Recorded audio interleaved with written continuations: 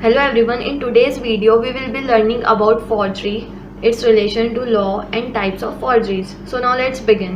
So आज के इस वीडियो में हम फॉर्जरी के बारे में जानेंगे, उसका रिलेशन क्या है, लॉ में वो कौन से सेक्शन में आता है, कितने टाइप की फॉर्जरीज होती है, ये सारी चीज़ें आज हम इस वीडियो में। तो ना फॉर्जरी में भी defined as creating any false document और making alteration in genuine documents with an intent to defraud पढ़ेंगे। सो फॉर्जरी के केस में या तो कोई पर्सन फॉल्स डॉक्यूमेंट बनाता है या कोई दूसरे ओरिजिनल डॉक्यूमेंट में ऑल्ट्रेशंस कर देता है फ्रॉड करने के लिए।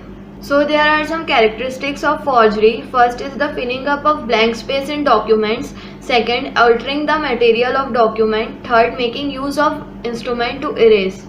So forgery के कुछ कैरेक्टरिस्टिक्स होते हैं, या तो वो पर्सन डॉक्यूमेंट ओरिजिनल डॉक्यूमेंट में जो भी ब्लैंक स्पेस रहेगा उसमें ओवर राइटिंग कर देगा, या वो ब्लैंक स्पेस में कुछ भी लिख देगा फ्रॉड करने के इंटेंशन से।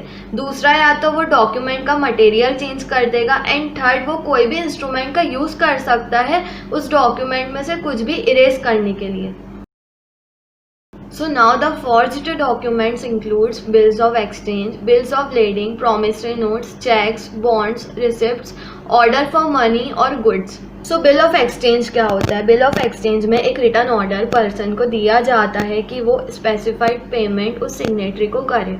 Now the second is bills of lading. Bills of lading क्या होता है? एक डिटेल लिस्ट होती है, या अगर आप कोई कोरियर सर्विस से कुछ भी गुड्स को ट्रांसपोर्ट कर रहे हो तो वहाँ का जो मास्टर होता है, जो कार्गो शिप का मास्टर होता है, वो आपको एक रिसिप्ट देता है जिसमें आप जो कोरियर कर रहे हो उस आइटम्स का नेम या कुछ भी मेंशन किया होता है।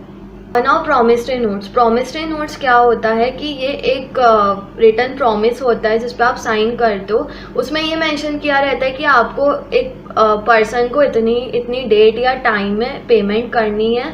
स्पेसिफिक डेट या टाइम उसमें मेंशन किया रहता है, उसमें आपको पेमेंट करनी रहती है। So now checks. चेक्स क्या होते हैं ये तो आप जानते हो, बैंक रिलेटेड होता है। बॉन्ड्स ये होता है कि कोई भी एक लीगल एग्रीमेंट होता है कोई भी दो पर्सन या दो कंपनी के बीच में। सो ये जो सारे डॉक्यूमेंट्स होते हैं, इन डॉक्यूमेंट्स में भी फॉर्जरी की जा सकती है। Now forgery in relation to law. Section 464 of IPC defines false document. A person is said to make false document or false electronic record who dishonestly or fraudulently first makes, sign, seals or executes the document or part of that document. Section 464 of Indian Penal Code में ये दिया false document के बारे में definition दी गई है। इसमें ये बताया गया है कि एक पर्सन फॉल्स डॉक्यूमेंट को या फॉल्स इलेक्ट्रॉनिक रिकॉर्ड को डिसऑनेस्टली या फ्रॉड तरीके से उस पर साइन करता है, सील करता है, एग्जीक्यूट करता है। इनकम्प्लीट है एग्जीक्यूट, यानी उस इनकम्प्लीट डॉक्यूमेंट को उसने पूरा करा फ्रॉड के इंटेंशन से, या उस डॉक्यूमेंट के कुछ पार्ट को साइन, सील या एग्जीक्यूट करता है। सो वो डॉक्यूमेंट या तो फॉल्स डॉक्यूमेंट या फॉर्ज्ड डॉक्यूमेंट कहलाएगा। Now the second one is makes or transmits any electronic record or part of any electronic record. Third, affixes any electronic signature or any electronic document. Makes any mark denoting the execution of a document or authenticity of electronic signature. So false documents वो होते हैं उसमें अगर कोई person कोई electronic record को या उसके कोई पार्ट को ट्रांसमिट करता है। ट्रांसमिट मतलब एक जगह से दूसरी जगह भेजना, या फिर वो किसी तरह के इलेक्ट्रॉनिक डिवाइस का यूज़ करके उसमें इलेक्ट्रॉनिक सिग्नेचर पेस्ट कर दे, या फिर उस डॉक्यूमेंट को एग्जीक्यूट करता है with the intention of causing it to be believed that such document or part of document was made, signed, sealed or executed or affixed by the authority of a person by whom or by whose authority he knows that it was not made. उसमें उस person का intention होता है या तो उसे sign करना, seal करना, एग्जीक्यूट करना, या उसमें किसी तरह के इलेक्ट्रॉनिक सिग्नेचर को एफिक्स करना ऑथोराइज्ड के परमिशन के बिना। Secondly, who without lawful authority dishonestly or fraudulently alter the document or the material of that document by affixing electronic signature on it by himself or another person, whether such person be living or dead at the time of such alterations. तो जो person होगा वो lawful authority की permission के बिना उस document में ऑल्ट्रेशंस कर देगा, उसका मटेरियल चेंज कर देगा, या किसी तरह के इलेक्ट्रॉनिक सिग्नेचर को पेस्ट कर देगा खुद से या कोई और पर्सन के थ्रू, ये ना जानते हुए कि वो पर्सन उस एट द टाइम जब ऑल्ट्रेशन उन्होंने किया है वो जिंदा है या नहीं। Thirdly, who dishonestly or fraudulently causes any person to sign, seal, execute or alter that document knowing that such person by reason of unsoundness of mind or intoxication does not know the contents of the document or nature of alterations made in that document. So thirdly, वो dishonestly या fraudulently वो document में sign, seal या execute करेगा या कोई भी changes करेगा किसी और पर्सन के थ्रू, ये जानते हुए कि वो एक नॉर्मल स्टेट में नहीं है, या तो वो इंटॉक्सिकेटेड है या अनकॉन्शियस है और उसे नहीं पता है कि वो डॉक्यूमेंट में क्या लिखा हुआ है और जो अल्टरेशंस हो रहे हैं उसका नेचर क्या है।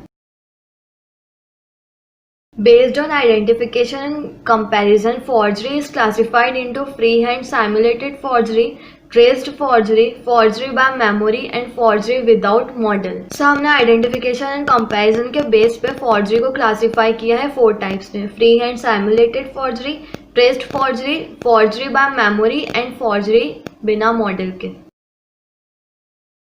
So now the first one is freehand simulated and copied forgery. In this type of forgery, the forger use model signature and he tries to copy based on his skills and practice. At the first sight, it may appear genuine, but there are some own habits or writing skills of forger which may lead to failed attempts. So first type की forgery होती है freehand या simulated, और इसे copied forgery भी बोलते हैं। इसमें है जो forger है वो एक model signature यूज करता है, वो कॉपी करना चाहता है उसकी स्किल्स या प्रैक्टिस के बेस पे। पहली बार में तो ऐसा लगता है कि वो जेन्युइन है, बट वो जो पर्सन है, जो फॉर्जर है, उसकी खुद की हैबिट्स भी होती है, उसके खुद के राइटिंग स्किल्स भी होते हैं, जिस वजह से हम इजीली डिटेक्ट कर सकते हैं कि ये जेन्युइन सिग्नेचर है या फॉर्ज्ड है। Now what is the motive of simulated forgery? So first is to extort money illegally and for his own personal satisfaction. Now the second one is traced forgery. In this type of forgery, the forger draws outline of the genuine signature by making use of carbon paper or conventional instrument. So simulated forgery करने का motive क्या होता है? या तो उसे money चाहिए, illegally तरीके से उसे सामने वाले से मनी या पैसा निकालना है, या तो फिर उसका खुद का सेटिस्फैक्शन है ये करने में। तो अब सेकेंड टाइप की होती है ट्रेस फॉर्जरी। ट्रेस फॉर्जरी में जनरली जो फॉर्जर होता है वो जेन्युइन सिग्नेचर को लेके उसके एक आउटलाइन ड्रॉ करता है एक कार्बन पेपर के through. Genuine signature and forged paper के बीच में कार्बन पेपर प्लेस करके वो ईजिली ट्रेस कर सकता है सिग्नेचर को, और फिर कन्वेंशनल इंस्ट्रूमेंट का यूज़ करके वो उसके आसपास का जो एरिया है उसको ईजिली इरेज कर सकता है। सो कार्बन पेपर से ट्रेसिंग करने में जो भी इंटेंडेशंस प्रोड्यूस होंगे हम उससे ईजिली डिटेक्ट कर सकते हैं कि ये जो सिग्नेचर है वो ये फॉर्ज्ड है। अब हम सिग्नेचर को कैसे बोलेंगे कि ये ट्रेस फॉर्जरी का केस है? तो सबसे पहले तो हमें कोई भी एक्चुअल मॉडल सिग्नेचर जो भी ट्रेस हुआ वो मिलना चाहिए। दूसरा, पेंसिल या कार्बन आउटलाइंस प्रेजेंट होनी चाहिए वो सिग्नेचर के आसपास। एंड थर्ड इज के इंडेंटेड आउटलाइंस भी प्रेजेंट होनी चाहिए स्ट्रोक्स के साथ। Now the next is, if the two or more forged signatures are showing similarities between them, then it is the case of traced forgery. Now the third classification is forgery by memory. Signature or writing prepared by mental impression or formed by combination of normal handwriting of forger or its resemblance with the letters of actual writer. So अगर दो या दो से ज़्यादा forged signatures similarities show कर रहे हैं then वो ट्रेस फॉर्जरी का केस है। अब थर्ड है हमारा फॉर्जरी बाय मेमोरी। तो सिग्नेचर और राइटिंग जो भी प्रिपेयर की जाएगी इसमें मेंटल इंप्रेशन के थ्रू, मतलब उसका सोचा समझा रहेगा सब कुछ, ना उसके पास मॉडल सिग्नेचर है, उसे बस उसने डेली लाइफ में उस पर्सन को ऑब्जर्व किया है, उसकी राइटिंग स्किल्स को देखा है, उस बेस पे वो ये टाइप की फॉर्जरी करेगा। सो इस टाइप की फॉर्जरी में कॉम्बिनेशन होता है उस फॉर्जर की नॉर्मल हैंडराइटिंग का भी, उसके साथ साथ जो एक्चुअल राइटर है उसके लेटर्स का भी रिजेम्बलेंस होगा। But this type of forgery can be easily detected because a human being cannot memorize all the features of signatures of writing which has to be forged. Now the fourth one is forgery by impersonation or without model signature. In this type of forgery, writer generally writes something in his own handwriting. तो जो forgery by memory होती है, इस type की forgery generally हम easily detect कर लेते हैं, क्योंकि एक ह्यूमन बीइंग इतने सारे फीचर सिग्नेचर के वो पर्सन के याद नहीं रख सकता, तो इसको हम इजीली डिटेक्ट कर सकते हैं। फोर्थ वाला है forgery by impersonation without model signature. इस टाइप की फॉर्जरी में राइटर जनरली जो भी फॉर्ज करता है उसके खुद की हैंडराइटिंग में करता है, उसके पास किसी तरीके का मॉडल सिग्नेचर नहीं होता। Once the genuine signature or writing of that person is found, then this type of forgery can be easily detected. अगर हमें genuine signature का मॉडल मिल जाता है तो हम इस टाइप की forgery को बहुत आसानी से डिटेक्ट कर सकते हैं। Thanks for watching this video and don't forget to subscribe my YouTube channel. अगर आपने अब तक के मेरे चैनल को सब्सक्राइब नहीं किया है तो इस चैनल को सब्सक्राइब कर दीजिएगा ताकि आपको आगे से और इन्फॉर्मेटिव कंटेंट मिल सके।